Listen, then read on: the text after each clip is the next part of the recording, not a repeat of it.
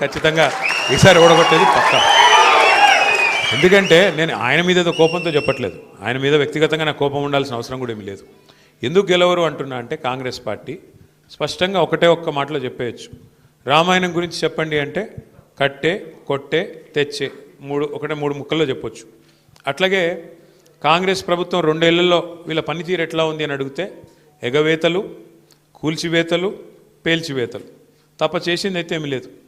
ఎగవేతలు అంటే 420 హామీలు ఇచ్చి 6 గ్యారెంటీలని అలవిగాని మాటలు చెప్పి అడ్డమైన అబద్ధాలు చెప్పి కుర్చీలో కూర్చున్నారు.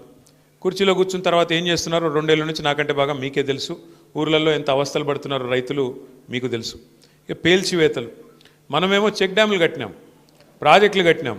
మీ దగ్గర నార్లాపూర్ రిజర్వాయర్ కట్టి కేసీఆర్ గారు స్వయంగా వచ్చి బటన్ ఒత్తి ఆ పంపు చాలు చేసి నీళ్లు 145 మెగావాట్ల పవర్ ఉండే పంపు పెట్టి నీళ్లు కృష్ణా నీళ్లను మీకు ఇచ్చే ప్రయత్నం కేసీఆర్ గారు చేసినారు. మా ఆల వెంకటేశ్వర రెడ్డి గారు ఇక్కడ ఉన్నారు. ఒక్క దేవరకద్ర నియోజకవర్గంలో 36 చెక్ డ్యాములు కట్టినారు కేసీఆర్ గారు. ఒకటే నియోజకవర్గం నేను చెప్పేది.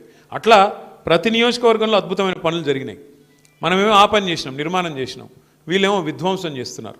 ప్రపంచ చరిత్రలో ఎక్కడైనా సరే చెక్ డ్యాములు కట్టాలి, చెరువులు కట్టాలి, నీళ్ళు ఇవ్వాలి అనే పద్ధతిలో ఆలోచించిన ప్రభుత్వాలను చూసినాం. కానీ మేడిగడ్డను పేల్చేయాలి, చెక్ డ్యాములను పేల్చేయాలి, అవసరమైతే ఆ బ్యారాజును కూలగొట్టైనా సరే రాజకీయంగా లాభం పొందాలి అనే వికృతమైన ఒక కుసంస్కారమైన ప్రభుత్వం, కుసంస్కారమైన పార్టీ బహుశా భారతదేశ చరిత్రలో ఒక కాంగ్రెస్ పార్టీ మాత్రమే.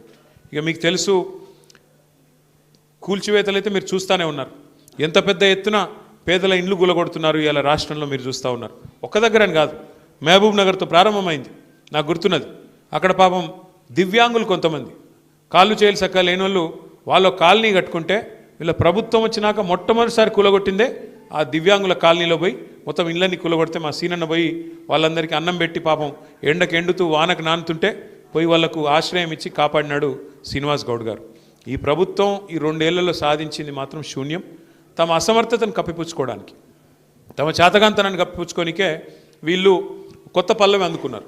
ఏమంటారు ఏమని అడిగితే, ఏమైందయ్యా రేవంత్ రెడ్డి గారు 6 గ్యారెంటీలు ఎందుకు అమలు చేయట్లేదు, నెలకు 2,500 రూపాయలు ఇస్తానంటివి కదా మహిళలకు, ఎందుకు ఇస్తలేవు, 100 రోజుల్లో ఇస్తానంటివి, మరి ఇప్పటికే 25 నెలలు అయిపోయింది, 700-800 రోజులు అయిపోయింది, ఎప్పుడు ఇస్తావు అంటే ఒక్కటే పట్టుకున్నారు ఇంకా డైలాగ్.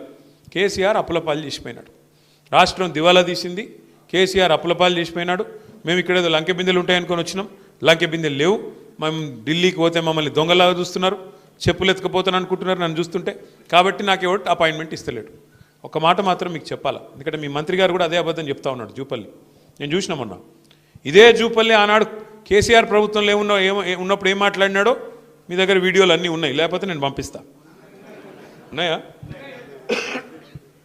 ఇదే మనిషి ఇవాళ అవకాశం కోసం అవకాశవాదంతో కాంగ్రెస్లో పోయి ఆయనకు టికెట్ ఇవ్వకపోతే, మనం హర్షవర్ధన్ రెడ్డి గారికి టికెట్ ఇస్తే కేవలం అవకాశవాదంతో పోయి ఇవాళ కేసీఆర్ గారిని తిట్టేంత పెద్దోడైపోయినాడు.